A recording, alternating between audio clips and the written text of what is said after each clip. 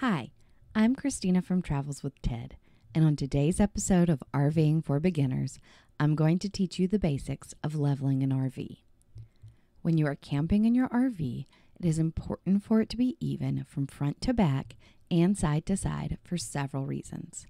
An unlevel RV can be unsafe if you have an absorption fridge. An unlevel RV can also throw off your tank sensors. And it's just generally uncomfortable to hang out and sleep inside an RV when it's severely tilted. Today I'm going to show you how to level a typical travel trailer. The process will be slightly different if you have a motorhome or a trailer with auto leveling, but the general principles still apply. You are going to start by leveling the trailer from side to side.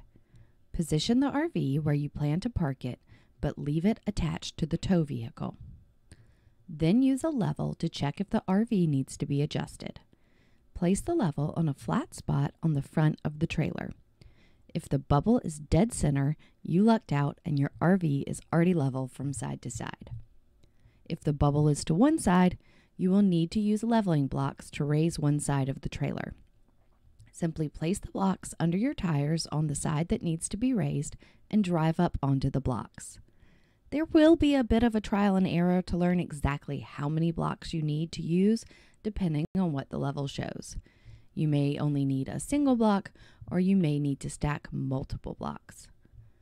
Once the RV is level from side to side, chock the tires and unhook the trailer from the tow vehicle. Once the trailer is unhooked, place the level in your door frame or another flat spot to check the levelness from front to back. Then use the tongue jack to lower or raise the front of the trailer until the RV is level. Once the RV is level from front to back, you can put down the stabilizer jacks and start setting up camp. Thanks for watching and happy camping.